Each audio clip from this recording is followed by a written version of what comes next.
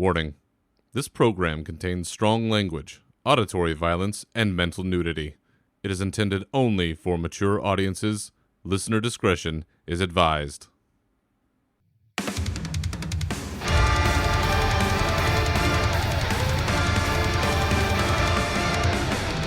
Welcome to your uncensored home for all things Warcraft. With your hosts, Berzerker and Navox, this is Unshackled Fury.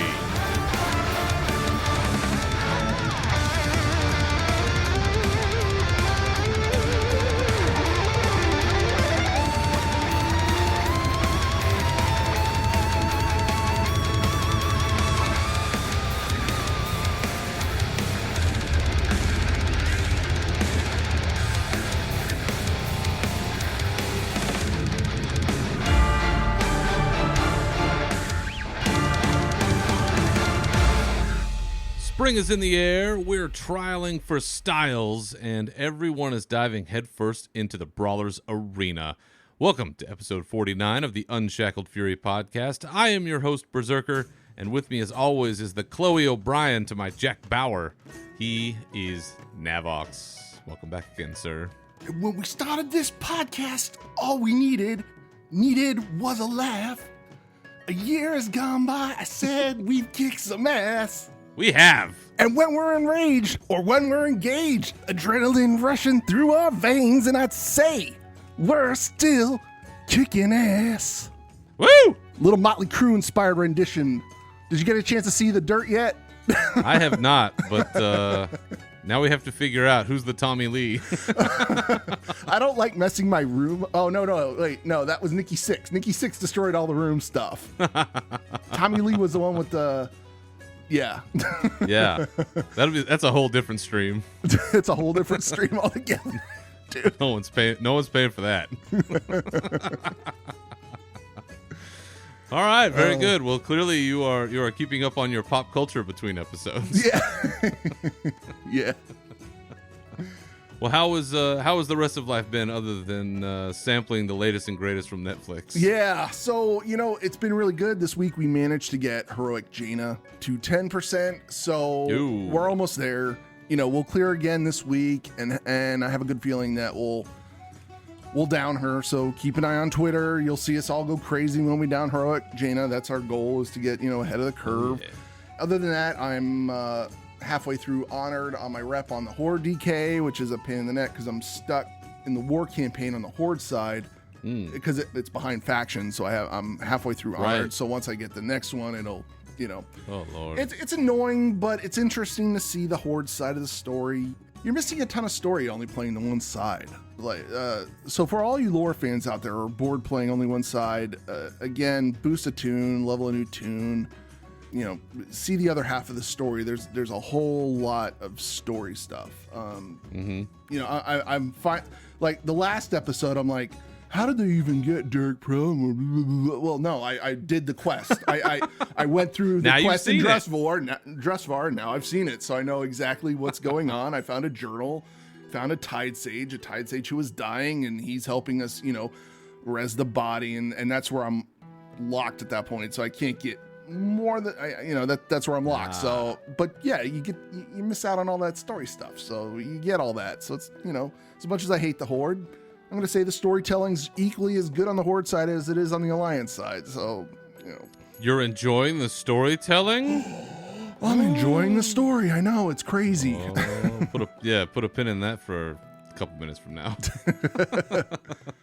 But yeah, as you said, I'm staying up to date on the pop culture, the Dirt, Netflix. It's not a Bohemian Rhapsody quality, but as a child of the 80s, I enjoyed it, and I felt like I had to shower after watching it. And oh yeah, and they left out the egg burrito stories, which is good, but they threw a little Ozzy in there, which was crazy. But I'll leave that for all you guys to figure out. No spoilers there. And other than that, how was your past week and all that good stuff? Lord.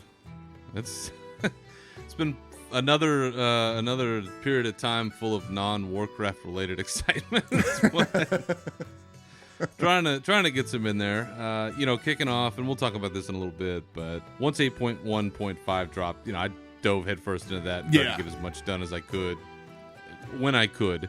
Then had a bit of an adventure this last week with my son. We had to go to the hospital. We had to get a bunch of breathing treatments for this asthma stuff, which he doesn't have asthma, but he has allergies. And it's bad right now. No, it's so bad, especially in California. We've had tons of rain, and then we get beautiful weather, and you get what they call this super bloom, and it's just... Oh, my God. I have an apricot tree in my backyard that went from nothing to pure white blooms in about 3 days. Wow. To pure pink blooms in about 2 days, and then now it's full of green leaves. And this is all in the past, 9 days. It's wild. So, poor kid, he got hammered on that, but... We got him in the right spot. And right before you and I jumped on here to start recording, he and I actually finished building a robot that we can program and do legit basic programming skills with. So I'm trying to teach him some of that sort of stuff. That's really cool. Yeah, and I don't know anything about it. I just think it'd be great for him to know because he's really interested in a lot of the same things that I am, and I'm too stupid to go back and learn this stuff. So I'm like, you know what? I'm going to get him at the ground level.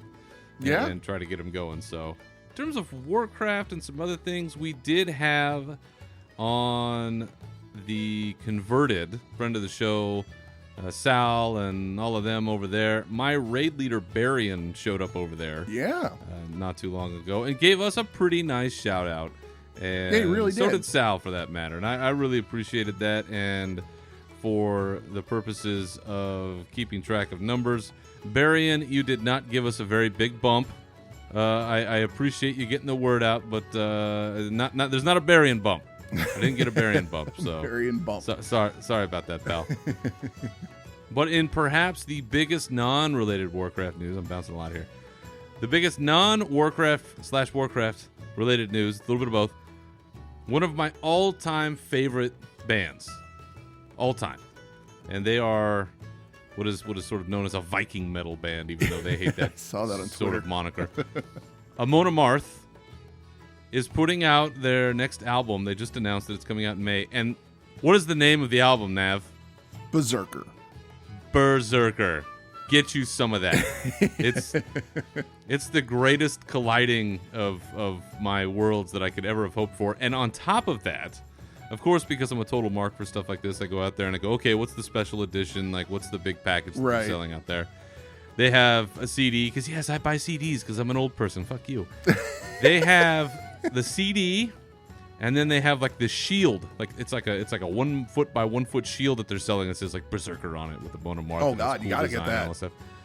But even cooler than all of that, and I'm trying to get confirmation of this on Twitter, so you can check my Twitter and see this for yourself. But I'm pretty sure that the shirt that only comes with this one special edition order is artwork done by our very own Samwise Didier. Really? I'm 99% sure. I would be pretty surprised if it wasn't him, because it's his style. It's this hulking berserker with sort of the bear cowl with the head, on top of the head. Right. And he's got these 2 axes, and he's all bloody, and he's got stuff in him, and it's all crazy.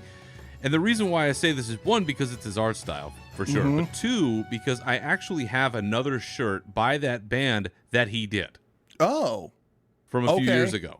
So I know there's an existing connection there. Well, so I'm good really, theory, and if that's the case, if I can get Samwise, Amon Amarth, and Berzerker all in the same package at one time, I mean, I think I've reached the top of the mountain at that point. And I was riding pretty high on that. So you may hear more references to that and annoying instances of me putting shit out on Twitter going, "It me!" retweet. So you may see a bunch of that, and I'm sorry. I can't help it. It's too great. So besides all of that, we do have a lot going on in the world of Warcraft these days. 8.1.5 did drop, and we've got some really amazing stuff coming out of that. But one of those things that we thought was really amazing apparently pissed off a whole lot of other people. So we're going to talk about that in our raid section. So what do you say we kick off on that? Let's rage. So the last time we were here, 8.1.5, the latest patch of World of Warcraft was imminent, and it dropped the day that we pretty much put this last podcast up. So since then, we've had lots of opportunity to dive in and see what's been going on. But the one thing, probably bigger than anything that came out of that patch, and it was pretty quick to get to it because it was part of the campaign and the whole deal, was the in-game cinematic that was done by Taryn Gregory and all their crew and Christy Golden and all those folks that write this stuff. And it was the reunion of Derek Proudmoore with Jaina, and Bane is the emissary, essentially bringing Derek to Jaina. And Jaina is in like her full-fledged angry goddess power. Like she's ready to just completely go berserk on all of them. And it was, I loved it. I think you probably loved it too. Oh yeah. A lot of people were all over this thing because it just shows how elevated this form of their storytelling has become. But yet again, as high as we get on these things, nevertheless, what do I see? I get people tweeting me, other people all over social media and elsewhere. This is the worst kind of storytelling ever. This doesn't make any sense. This is so stupid. I can't believe anybody likes this. Yep. I know we've talked about this on the show before, and I'm probably going to the well once too many times myself, but for the life of me, I cannot understand. Like, if you don't like that they made a certain choice, and I've said this before, I get that. I can understand that. But, I mean, are these some kind of prize-winning, award-winning writers out there that are coming in and saying, this form of storytelling, this is not very good, and let me give you all these very intelligent reasons why, as opposed to, this just sucks and I don't like it and you guys don't know what you're doing and I just got to shit on this because it looks like everybody thinks it's cool and fuck you guys. I mean, I just don't get it, man. I'm just so tired of this, and I don't know. I'm trying to be like my best version of myself here and not blow these people up when I see them on Twitter, but my patience is running out. It's because we're still enjoying the game, and you know, it was a nice surprise to actually get the cinematic. I wasn't expecting the cinematic. No. So it was really nice that we were gifted that, and also I saw not only that, but the complaining about unlocking the Coltyrans in particular. People were upset about that as well, and I was trying to figure out why everybody was upset about, you know, oh God, they got to make us quest to unlock these things. Well, yeah, that's how every other new alliance or new class thing is. You do some quests. Every allied race has a quest. Right, every allied race has a quest. So what if you have to run back and forth a couple times? You know, it's part of the storyline. Well, we don't get story, but when we do have story, it never ends. It never ends. It wouldn't be World of Warcraft if it wasn't for the WoW. It's like, so it is what it is. Just World of Warcraft now. World of Warcraft. Yep. So yeah. Yeah, we got into it with the Horde guy. Some Horde leader, faction leader on Twitter was. Yeah, we were having a nice back and forth with Kael'thas. Yeah, Kael'thas, you know that guy. And you were burning him about the Jaina digs. Yeah, and people, he was into Jaina. He didn't like the whole Arthas relationship, and he just got all jealous and whatnot. And it is what it is. It's in the past. I mean, we could look at it as it was some douchebag who was trying to, call out my enjoyment of this cinematic, but we took it as he was trying to RP, so we tried to RP with him. And, that's right. Trying to take the high road here, but again, my patience is running kind of thin because, listen, it's no secret. There's a lot of really crappy stuff happening in our world these days, and it's not all sunshine and rainbows out there. So if there's a bright spot, I'm trying to enjoy it as much as I can. That's so right. when you come in and shit on my love, listen, I'm losing patience. Really, I'm trying here. I'm trying to do the right thing. This is what we get for trying to do the right things. It's just gonna fuck us over, but we'll try anyway. And listen, people, just because somebody likes something, try not to crap on it. Really, I mean, disagree all you want, but there is a fine line between just shitting on something for the sake of shitting on it and actually having a legitimate complaint that can be verbalized in some way that is coherent and perhaps even conversational. Who knows? You could have a conversation and have disagreeing viewpoints and still come out on the other side and not look like a couple of douchebags. So, I don't always live that credo. I'm just saying it exists. So, anyway, enough about these people. Let's talk about our impressions of 8.1.5, all this good stuff that we have been experiencing and enjoying, and a whole bunch of other stuff that we have in our news. So, let's head over to the news.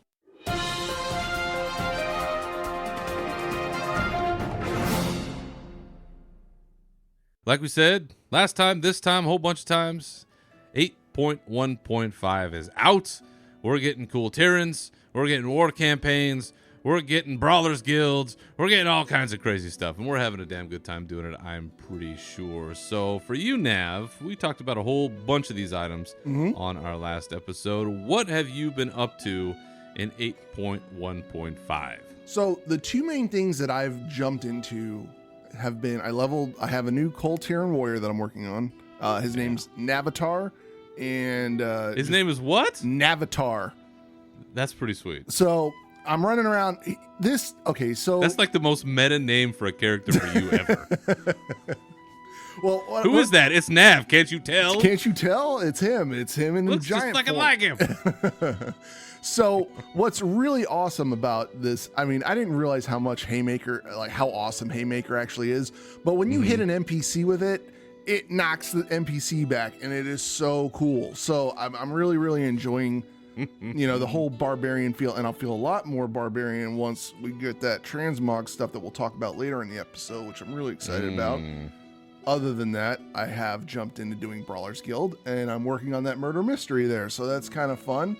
I didn't have to, I was able to go do the Brawlers Guild with my current pass. Like, I didn't get an invite. Like, I just went down there and I just went in there. So Have you been in there in the past? I did. I was in there in Legion. So I just went in there and okay. All right, cool. So yeah.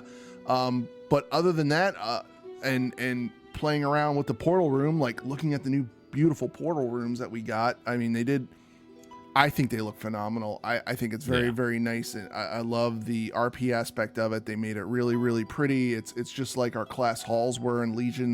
The art department did a really phenomenal job on those. I will say that I am a little biased to the one. I like the one in Orgrimmar more than Stormwind, but it's just, what? Oh my God. Let me tell you, the portal room in Orgrimmar is so much better than the Alliance portal room if you're all about efficiency of use, because you can port into the Alliance one, and then you got to mount up and fly to the bank and do whatever you need to do.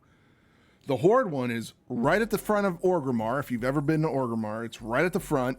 You zone in, you bank, you do your auction house, and then you go back and do whatever else. You can go back through the portal and go back to Zuldazar and just continue on your day. So it's from an efficiency standpoint, I really like the portal in Orgrimmar more than Stormwind. But that's just me. What do you like the most so far? What have you been enjoying with the latest patch? Well, clearly the war campaign with cinematic and figuring out the story and what's been going on, that's been, I think, the highlight for me, because that story continues to engage me and keep me interested, and I like the direction that they're going. So for me, that's great. I have not been to the Orgrimmar portal room. I don't know when I will go to the Orgrimmar portal room. I don't doubt the report that you are giving on that particular portal room, but God, do I love the one in Stormwind. It is so gorgeous. Yeah. You're not going to please everybody, but what they decided to do with that really fits the aesthetic that I've come to know and love. So for me, it's perfect. And it makes sense. The layout is not that difficult. I kind of like that it reminds me a lot of what they did with the Paladin Order Hall. It has this grand feeling to it where it's not just one big hall. There's kind of little offshoot areas, and you feel, I don't know, to me that makes it feel not more real, but it's more engaging for some reason. I can't really put my mind on it, but it feels comfortable to me. Like, this makes sense. I like the way this feels. I love it. Yeah, is it in the Mage Tower and it's kind of weird off, in that area? Yeah, a little bit, but we've gotten used to it at this point. It's where this stuff has always been, so it's not like it's that big a deal. I do like that they're doing what is it, what's the thing on Doctor Who with the box, and it's way bigger on the inside. It's called the TARDIS, Time and Relative Dimension in Space. So basically, the Alliance portal room is like a TARDIS. Exactly. Yes, that's go through the portal, exactly it. Yep. Way bigger on the inside. Not really sure where this is or how this works, but it works, and I love it. So, hooray! I think it's great. On top of that, I did do the little mini quests where you get to find the gnome and the goblin from the Before the Storm novel and kind of catch up with them a little bit, get a cool little mechanical pet. Hey, a little bit more of the world. Not that consequential, but it's fun, and it's something that just adds a little bit more of a dimension. Jumped in there with Magni and Mother and doing those quests, and Azeroth is still fucked up, and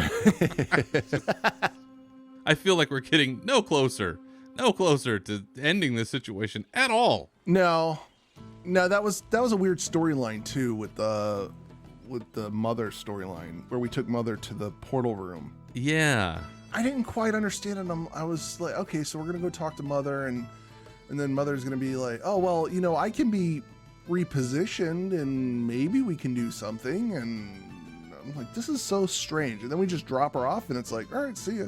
So we'll see what else is happening, and I don't know. Yeah, I'm with you on that because, okay, I mean, I get the Titan architecture and the Titan constructs and guardians, and there's this connection to all these things, and you're sort of corralling them in one area to get this going, but I feel like I'm not getting enough at once to really understand where this is going. So if there's one standing criticism that I still have is as a player, I'm not really sure where this is going, and I'm starting to care a little bit less. Yeah. Because I'm not that invested now, where it's like, I know that they're not going to blow up the planet, right? Because that just wouldn't make any sense to then just not have Azeroth. So something's going to happen, but I'm kind of starting to not care as much. Like, okay, all right, another step where it's like a soap opera. You watch a soap opera long enough, and a whole week will go by, and what do? They move from the kitchen to the living room, right? And that's it. Yep.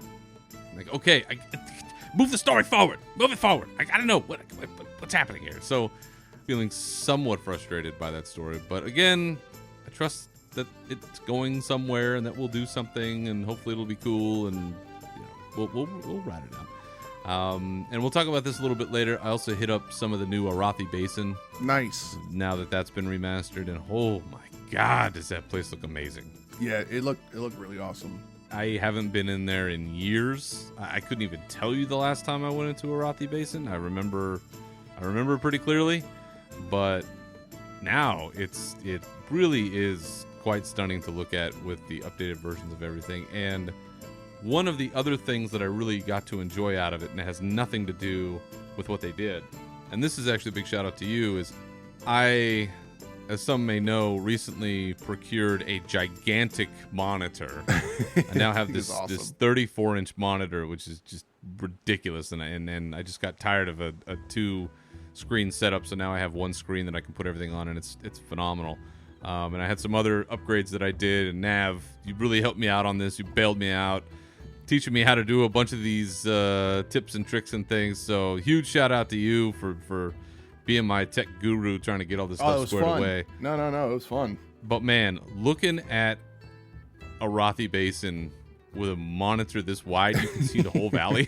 It's like, this is fantastic, because now I can stand in one spot and I can guide and be like, okay, they're coming up from the mine, they're going to the lumber mill, they're down at the blacksmith. I'm just chilling here at the stables, but there's all this other stuff going on. And Overwatch. You're just sitting up there like Overwatch, like I can see everything.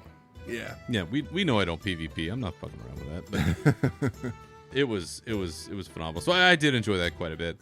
On the other side of it, though, the 2 points of disappointment that I did have is with the Brawlers Guild, which is always great, but I'm trying to pace myself a little bit as I go through the Murder Mystery Quest. I'm stuck on the part where, and it's very early on, where you have to get 100 gold from betting on whether or not the monster's going to win or the player's going to win, because it's dependent on how many people are actually there doing the Brawlers Guild. Yep. And when I've gone there's literally nobody. I'm the only one there. Oh. And so I have not made a lot of progress on that portion of the quest, so I'm actually kind of stuck there. I'm sure it'll get better and I'll progress and do the thing, but for now, I'm a little stuck on that part, so that's been not as good as I had hoped. Maybe not 100 if they'd have brought it down to maybe like 50 or something, because I think I'm at 31 coins right now, something like that. But yeah, it not quite as great on that one, but overall, I'm still enjoying it. The other thing is that I was all hyped up about these old god quests that we talked about last time, where you could get this drop, and then you go on this little quest line, and it's sort of the heralding of N'Zoth's arrival in the next patch, and then raid and all that jazz. And they ended up putting out, there was a blue post of a clarification talking about how it's not actually in the game yet.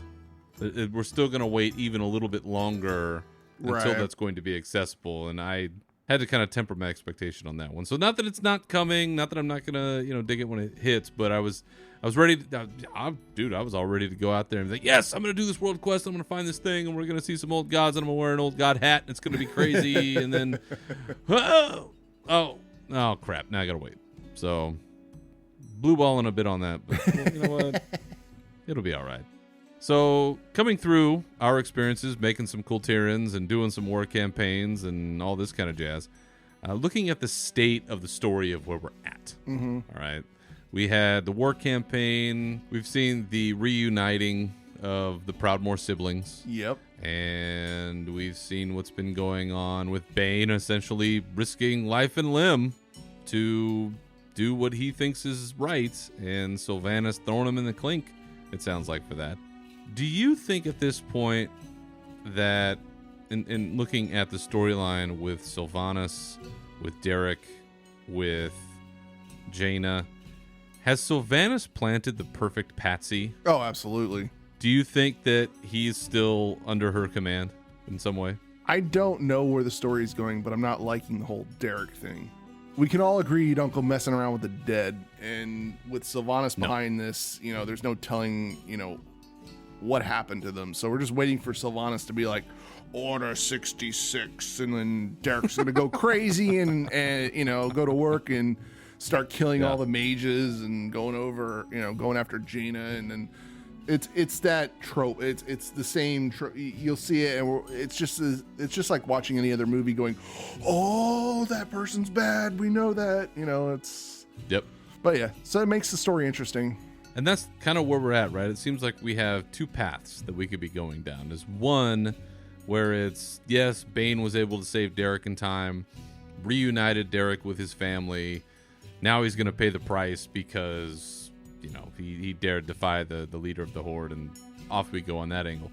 The other, right, is that Sylvanas is this mastermind, like just absolute genius level mastermind, where she knew Bane was going to betray her.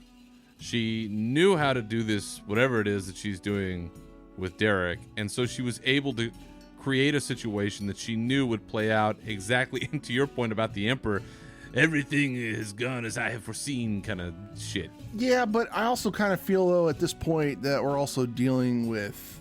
Oh, God. I mean, I don't like the story like this, but I feel like maybe they're going to mix in some old god stuff with Sylvanas. Like, the old gods have put all this plan into her head from the beginning. Like, they missed with the dragon flight, the things like that. I don't want the story to go that way, but I kind of see it, like, going that way and go... Oh, that's why she's so bad. And instead of just being like, no, Sylvanas is this way because she's this way. And we've talked about this before, but yeah, I don't know where this is going to go, but it's not going to be good in the end. And I'm sure it'll tie. This will be, like we said last episode, this will be a good point to bring Kalia into this whole storyline, because she kind of, she can work with Derek if Jaina doesn't put him into an ice stasis prior to that, just to keep him, because I mean, it's not going to kill him, he's already dead, it's so yeah, this would be a great opportunity for Kalia standing there. I mean, Jaina's gonna be like, God, you stink. Like, okay, sure, you're my brother and all, but Jesus, you're gonna sleep outside, because damn, wet zombie dog. Yeah, wet zombie dog. Ooh. Ooh. I'll be curious to see what happens going forward, because with 8.1.5 still containing this secondary raid that will get Crucible of the Storms, where clearly we're diving in the old god train after that, and then in 8.2, Rise of Azshara, obviously Azshara in league with the old gods, the whole thing. Where do we start seeing that next evolution in the story, where Sylvanas at this point has pretty much been the main antagonist? When does it flip to Azshara, or does it? Right, yeah. Because that's the turn that I've been waiting for, but now I'm not so convinced that there's going to be one ranked higher than the other. I mean, maybe they're going to be side by side. Hell, maybe they're in league with each other. Who knows? We'll probably see in the next. Well, maybe did they talk about this? Like we're gonna see a fight against Jaina's father again. Like if they've done it to Derek, who's to say that they wouldn't go back and you never know. You never know. So they're gonna keep us guessing. and then hopefully at some point we'll get Anduin back in the mix. Yeah. Where the hell has he been? He's been playing on the new ship. What did you name your ship? You know what I named my ship. You know I went with Lionheart. Yeah. There's no way. There's only one choice. Please. Varian Rin forever. Get that tattooed on my ass. All right. So, sounds like overall 8.1.5. We're having a good time. We're enjoying the Kultirans. We're doing our Brawlers Guild. We're going through our quests. But in the midst of all this, we also had another dev Q&A with Ian Hazakostas. It seemed that the word of the day coming out of this was sploosh, which I love Josh Allen and his ability to become a meme during every single one of these things unintentionally. God bless him and the amount of shit he takes, because I don't know how many calls I could be on like that and people fucking making fun of everything I do when I'm just doing my job. So God bless him. There were a plethora of questions that were asked and gone through. As usual, kind of cooled it down to the ones that we think are probably the most relevant to us, discussions that we've had, things we find of interest. So the first being is that they had talked about fun, quote unquote fun, as a metric which drives the game. And Ian was asked, how do you measure fun?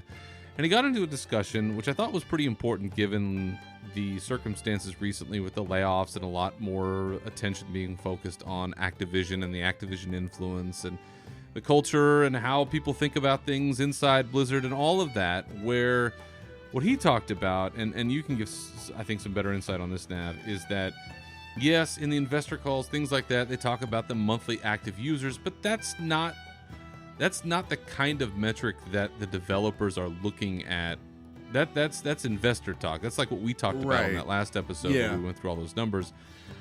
The corollary to that is what they're looking at is, yes, engagement, but when are people logging in? How long are people logging in? Like, what are they doing that's actually fun? I mean, am I understanding the gist of this correctly?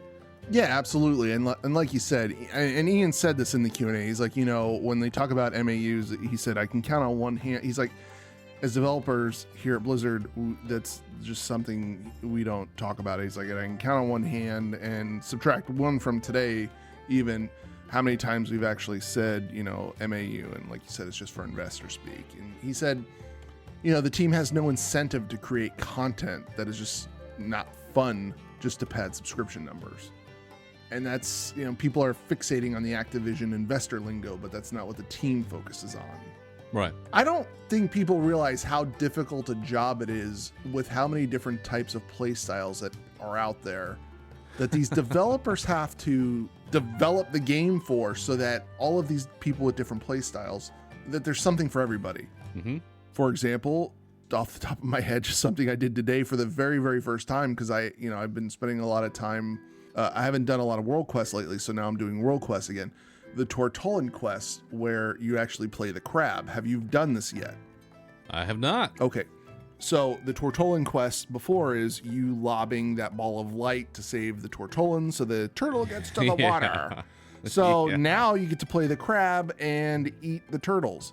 So I imagine there were some people out there that are just like, I'm not doing that quest because I absolutely hate turtles. So for people out there that hate turtles and they're just like, I'm not doing this, I'm not saving turtles because I hate them. Now you get to play the crab and you get to eat the turtles. So I'm sure, now there's the brutality of nature. Exactly.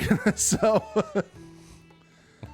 for them to have to go through and develop that kind of stuff for everybody, and they're developing stuff for raiding, they're developing stuff for PvP, they're keeping the transmog people happy, they're keeping, the people that want to see all content revamped happy. I'm just happy that WoW is still going strong, and that, the devs are still, still their baby. They're still taking care of it. It's not like it's shit the bed. It's still, I'm having fun logging in and playing, and that's all I really care about. So Yeah, I still feel like I'm at the point where I'm not overwhelmed, but there's so many things that I can do, and I have to prioritize it. I'm like, I don't know which thing is more important right now. I think that's the thing. Like, we're at a point in WoW where there's way too much to do. Like, I'm sure there's a couple people out there that try to do everything, and I'm sure they get burnt out trying to do everything. But Yeah. The thing is, you don't have to do everything to enjoy the game. You can just log in and do whatever you want to enjoy the game. But for the first time ever, we literally have way too much to do in World of Warcraft. Like, there's just way too much to do to, for somebody to log in and go, I'm bored, there's nothing to do. Well, I disagree, because there's way more than I could imagine right now, and I'm not predominantly, I log into my Alliance tune and I'm raiding. I mean, that's what I'm doing mainly. I'm not running around doing world quests. I'm not running around trying to get those Paragon bags. I'm not doing any of that stuff because I'm busy trying to unlock that wolf, and that's my choice. That's, there's so much stuff to do, but I'm choosing to get the rep right now for my horde just so I can unlock that little mount. And that's, I enjoy doing it, and it just, but yeah, I mean, it's not MAUs, people. Ian's trying to, tell y'all it's it's all about the fun. And we talked about this a little bit last time, where I think the trap that people get themselves caught in is if they're only focused on a very specific portion of the game. Like, I only raid. So if there's no new raid, this patch is shit and the game is shit and there's nothing for me to do. If you only do pet battles, like, okay, once you're done with all your pet battling, you've collected all your pets, like, okay, hey, I've done my raiding with leashes, that's it, I guess I'm done. Right. It's yes, if you only focus on one specific aspect of the game, yeah, there is less to do on the whole, because it's just one slice of the pie. But if you take a look at the rest of those slices, there's a lot to do. Just leveling a cool Terran, for God's sake. I mean, just going through that process and, getting another tune boosted up. There's always plenty to do. Right. And sometimes I get a little intimidated because I look at the clock and I go, well, I got about 45 minutes. God, what can I actually get done in 45 minutes? Well, I can run around and try to do this real quick and try to jam something out. I'm going to do some trial of style. Hell yeah. Yep. I'm going to jump in here. Heck yeah. Try to win a couple. I got my ass kicked yesterday. I have no idea what a Zen outfit looks like. I sure shit don't have one. So fun. Still believe in fun. Good deal. They're always going to be working on stuff for us that's, engaging, not just for the sake of doing it. They also talked about the portal removals, which of course we went over at length about in the last episode. The 2 points that came out of that question, where they asked what will be done to address the removed portals. They are going to be adding the Caverns of Time portal back into the game. So there you go. We got that one back. I kind of had a feeling we might on that one. Just had a little bit of a feeling, because that one seemed to be maybe the most out of the way one. We're like, maybe we could do that. But the other thing that Ian mentioned that I thought was actually a bigger deal is that they are looking at adding some kind of an update to the user interface that will help you travel to other continents when you have a quest tracked over there. Right, so it's going to add those pathfinding instructions for those quests. So it'll. I think that's nice, because there are add-ons that we're using right now that kind of do that, but to have something built in game, which means I don't have to load that add-on, and it's less overhead and things like that. So I'm pretty happy about anything that they'll add to the native game client that a current add-on is doing right now. I'm pretty happy with that. So, well, I think it's easy sometimes for us as players that have been around for as long as we've been around to forget that there are still new players. And if you don't know how to get around, if you don't know to look, okay, I need to go. Like, I remember somehow, I still remember what it was like when I had to go to Kalimdor from the Eastern Kingdoms. And I was like, oh God, like, how do I do that? Like, what's over there, man? Like, I don't know what's going on. And I mean, it seems bizarre now, but there is a time when you are so new that you don't know how to get around or where to go or what to do. And it's things like these that still help new players get engaged into the game quicker, stay with the game, level up, all that stuff. which I think is really important to absolutely. never forget the new player.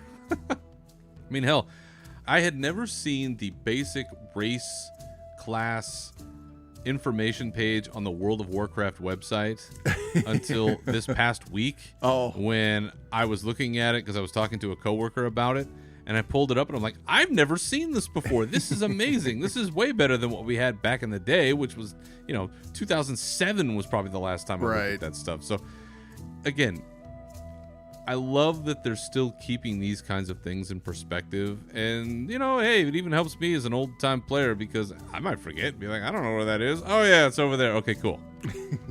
Thanks for the assist. I appreciate that. In conjunction with that, one of the other questions that was asked, are there any intentions to address not just the speed of leveling, but the quality as well?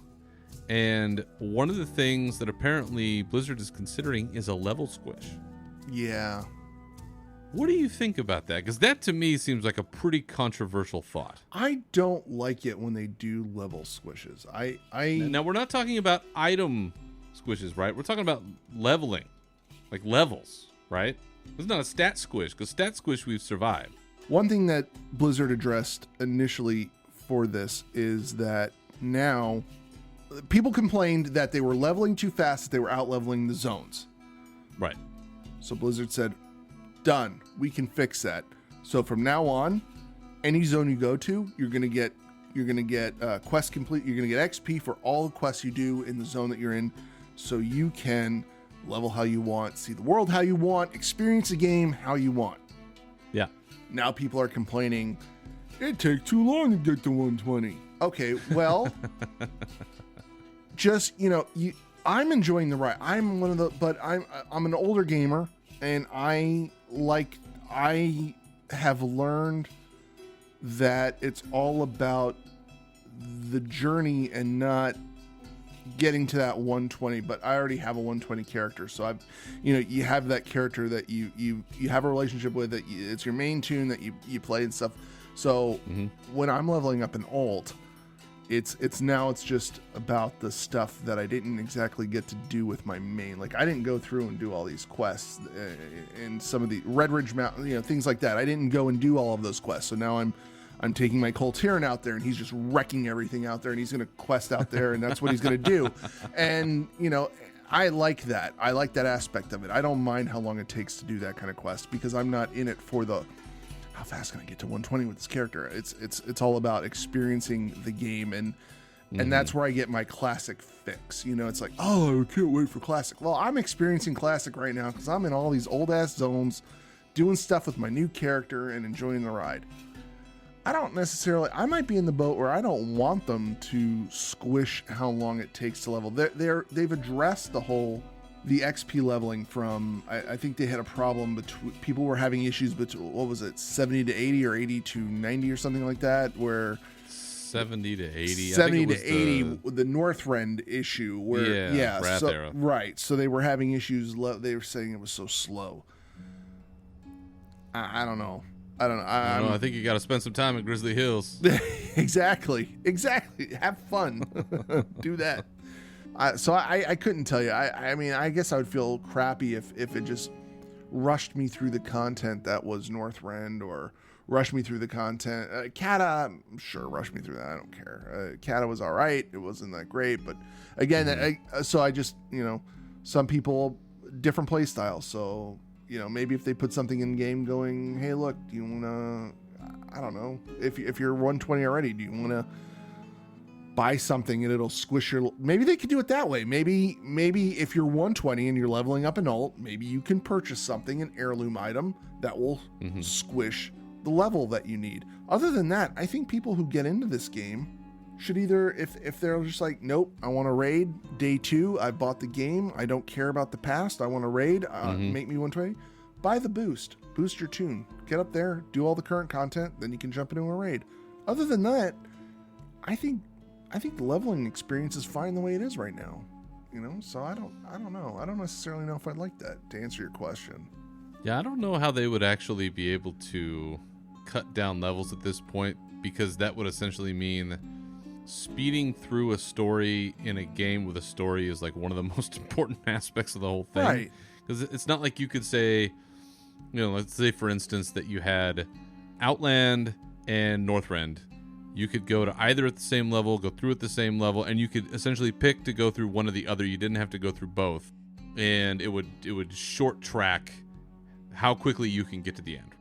I don't know that you can do something like that because you need to go from one to the next at the very least, because theoretically you're going through time as you're leveling, because you're going from one step of the story to the next. So even though you show up in Stormwind and it's present day, I mean, for the character, for the tune itself, it's back in the past, and you still have to go through all of these experiences and all of this stuff. And I don't know that they're ever going to stop that or truncate that in any way. What I could see, though, is if they decided that maybe they could do one centralized quest line that takes you from beginning to end, and if you follow that one, it's like precisely tuned to get you to the end, and it's the most efficient way leveling possible, and you get all the story beats that you need, none of the side quests that you don't need, and you can just go bang, bang, bang, bang, bang, and just rip through all the zones linearly in a way that they've lined out for you. I could see that, sure, maybe, but that's about as far as it could get, and I really don't think that they'll take away levels, because leveling is an accomplishment. People feel a sense of accomplishment seeing those lights go off and you go up another level. I mean, people dig that stuff, and you feel like, hey, I earned this, man. Like, I went through this shit. And boy, if they did that, people thought the stat squish pissed people off. Yeah. I think a level squish would just, woo, people would lose their shit. Yeah, and the Pathfinders out there aren't going to really care about that because they're going to go back and do all the old quests anyway. So, I mean... Yeah. So I thought that was interesting that they're thinking about something like that. So you never know. We could be seeing something again down the line. Looking at something that you have done, they talked about the 2 sides to every tale achievement and how this was something that they did as a bonus this time around. They thought it would be cool to see that. They don't think it's going to be sort of the standard going forward. But as somebody yourself who has gone through this or is going through this now, do you think that there are benefits? Do you think that they should encourage people to go through both stories? And is this the way? I think that they do, but is this the way to encourage people to go through both sides? Yeah, it is a way. I mean, I wouldn't be doing this if there wasn't an Alliance Wolf mount involved with this. So, also, though, I kind of want to unlock those Magar orcs, and the only way to do that is to level your Horde character up, and so I'm killing 2 birds at once here. Do I like playing as a Horde?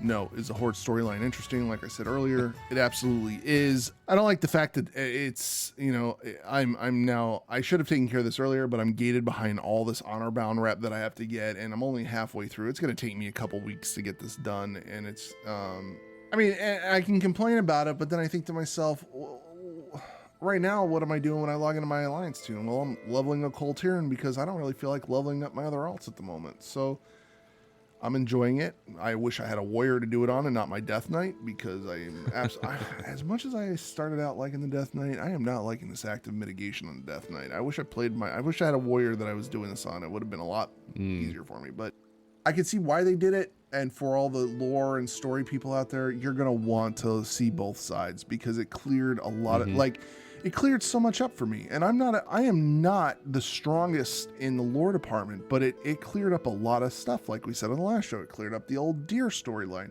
It cleared up the story of what the Horde's doing for Derek. And also, the Darkshore quest, it was real interesting to do that from the Horde side, because you're going through, you're turning, you're creating Dark Rangers, you're helping do that, and then you get to see the story of the dead Valkyr, one of Sylvanas' dead Valkyr. You see the storyline there where, as an Alliance, you were there to kill the Valkyr, and as a Horde, you were trying to defend the Valkyr, and you get to hang out with your buddy Nathanos all day. He's so annoying. He's dry. I can't get into that guy at all. He's just, I don't know. He's not somebody you invite to parties or anything like that. He's just not fun. Well, maybe just a certain kind of party. But I do like what they did here for people who do there are people out there who are like, I absolutely love playing both sides of this, and I think they did a phenomenal job this time around, splitting the story up equally and making, sharing it out there on both sides. So I think it was smart on their part to do, and sure, I'd like to see something like that in the future again. Why not? All right. Well, you got one vote there. So maybe one of these days I'll fire up a Horde tune and I'll be able to weigh in on this. Not gonna hold your breath. So yeah, so we had the Q&A, lots of questions. I mean, we only touched on a couple here just because these are the kind of the biggest ones that we wanted to touch on here. But there's plenty more that you can read about if you didn't watch it. There are write-ups on MMO Champion, Wowhead, all the usual places. You can also go on Twitch, find the video, watch it for yourself, see the pretty comfy setup there they got with some nice couches and a whole scene there. The 2 different monitors was driving me nuts, Josh, and I said that on Twitter for you, so fix that. I think he's gonna. I said he needs 2 ferns, so the 2 of them are sitting between 2 ferns, and the 2 different monitors was driving me nuts. That's the only thing. Like, my OCD was kicking. Other than that, I love the new setup that they have. So it's a nice cozy setup. It is pretty nice. So we had something a little different for Warcraft pop up this week for an item or a topic that has popped up for StarCraft a number of times, but I don't believe I've seen this for Warcraft before, which are items that Blizzard is selling in-game to support esports. Now, if you've been around StarCraft tournaments for, I want to say about the last year at least, they've been doing these little packages where you can purchase some in-game items, require some play, and a couple of other things. And a portion of the proceeds or the sales of these items goes towards the sort of the pot for the winners at various tournaments. It was BlizzCon or wherever it was for StarCraft. Well, now you are getting an opportunity to do that for Warcraft because they are selling a couple of things. One is a set of fireworks. The other is what they're calling a Transmorphin beacon, and I'll talk about that in a second.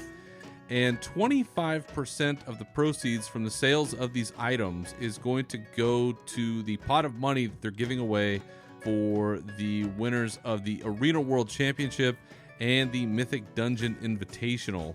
Pretty big minimum there of $500,000 for that prize pool. So they're already putting a bunch of cash in there, and it's an opportunity for folks to buy in and support the esports that are part of Warcraft. As somebody who's done it many times for StarCraft, I thought it was a pretty good trade, and it was more expensive than the Warcraft version. I think it got a little more out of the StarCraft version. But that being said, we get something out of this one which is unlike anything I've seen anywhere else, which is the Transmorphin beacon. And our raid had a hell of a fun time with this thing. So before I talk about that, did you happen to purchase any of these items, or did you get to mess around with any of these at all? I didn't purchase it, but we got to mess around with the Transmorphin beacon on the Jaina fight, and I think we all had a blast turning into the different raid bosses. I turned into something, I don't know what the hell I was. I think I was what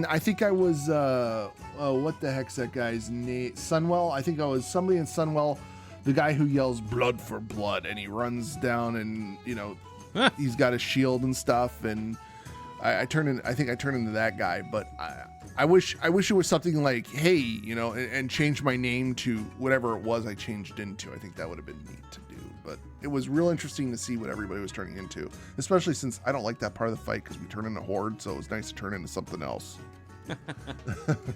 Yeah, we busted it out on the hour because it's an hour cooldown on the Transmorphin, and you get to talk to a little ethereal guy pops up, and you get a little chat bubble. You click on it, and then you turn into something totally random. And we had a pretty good time just trying to guess who in the hell we were. Yeah. To your point, most of the time we were like, "Who's that?" I don't know. Somebody from a dungeon, somebody from a raid from a long time ago, Cataclysm, and nobody remembers that period because we all blacked out. I don't know who this is, and so we really had a good time doing that, and I can see that being a staple now for our raids till the end of time, because I know a bunch of us bought them for the practical purposes of this. The Transmorpher is $10. The fireworks are $10. I didn't see a package deal for the two, so you'll have to buy them individually, I believe.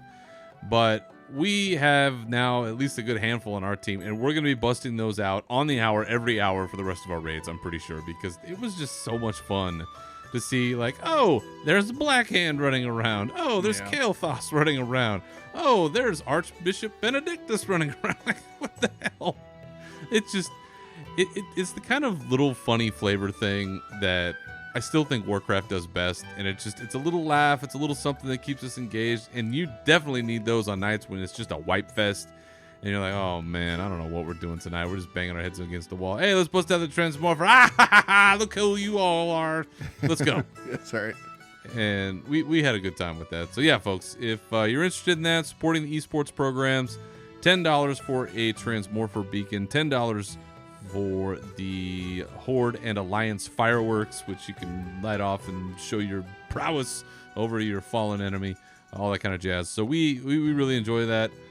Encourage everybody to check that out.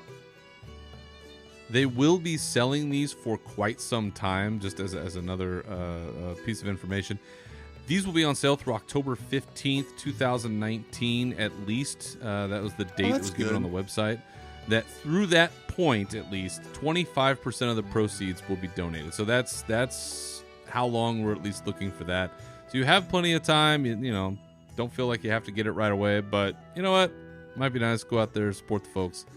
I don't have any problem with it. I saw a couple folks going, oh, Blizzard has all this money. Why don't they just give it to them? Okay, all right, I got it. Yeah, there's always weird shit on it.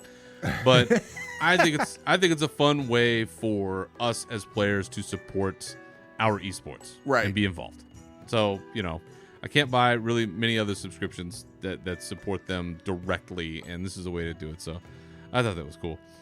One other thing I wanted to touch on briefly as we wrap up here before we go. There was a phenomenal article on Wowhead this past week about the dragonflights, various dragonflights that are in World of Warcraft, kind of the status of those dragonflights, not just the ones that we know, the red, the green, the blue, the bronze, theoretically the black, but also the twilight, the chromatic, the infinite, all the ones that have kind of caused us trouble in various expansions in the past, and where the current status of all of these may be leading us into our next expansion, or perhaps an expansion soon after. And I know you've got some theory crafting thoughts on this. Yeah. So why don't you lay it down for the folks? I really did. I loved this article. I thought it was phenomenal, well written, and it's really nicely broken down too in the category. So just start at the top, make your way through. It's a good read. So the Dragon Isles, they were a mythical land, which was they were intended for World of Warcraft vanilla, but it never made it into the actual game. The area was supposed to be north of Lordaeron before it was cut, and John Statz confirmed the Dragon Isles were intended to be a group of temples of old gods when he was on the podcast Countdown to Classic. Now, there's a quest that also verified all of this, and this is again all in the article. It's called the Unscarred Black Scale, attempt to find Wrathion and Blackrock Mountain. And he goes into detail about how he says, hello, I was told to expect you, and then you hand over a scale, and then he talks about the Dragon Isles. He goes, have you heard of the Dragon Isles? If you haven't, few have ever been there. So it's now getting, it's in the game. And if this is where the game is going, I think it's going to be well received by the fans. I love the dragon aspect of it. Mm-hmm. And I am all for revisiting past stories. So looking at this, there comes a point in every saga where you have to return to some other parts of our story. And in Azeroth, there's always more area within Azeroth for us to explore. You know, we're going to work on mending Azeroth from the gigantic sword, and then I feel like we're going to jump into the story of a struggle for power with the Dragonflight. And I think it's going to be kind of like, you know, our Lord of the Rings. You know, in the beginning of Lord of the Rings, where they say, and some things that should have not been forgotten were lost. History became legend became myth, and, you know, for 2,500 years, you know, the ring passed on, blah, blah, blah, blah, blah, blah, blah, blah, blah. I kind of think that is where we're going to head with the story of the Dragonflight, because we haven't, honest to God, we just, after Deathwing, and then after they helped us with, there hasn't been a solid, there hasn't been a story with the Dragonflight or with the dragons, other than them, you know, helping us with our weapons, empowering our weapons, and, you know, blowing the sword up, you know, trying to, you know, take the power out of the sword, and whatnot. So I'm all for another expansion, and here's some titles, you know, Rise of the Dragonflight, Return of the Dragonflight, War of the Dragonflight, you know, so we'll be dragging our balls all over Azeroth at some point. So it's going to be, you know, Return of Thrall, Return of the Friendly Dragonflight, trying to balance out the other Dragonflight, you know. Night of the Dragon. Yeah, we'll see, like, the struggle for power and war among dragons again. So it'll be, you know, it'll be fun, and it's always fun to get new zones. Look, I'm talking about this like it's going to be an expansion, but I think they're right. I think this is leading up to the next expansion, and for something to drop like this, because we're also, it's March 24th. What I'm getting at here is this part of the year is where they start to announce BlizzCon also. Yep.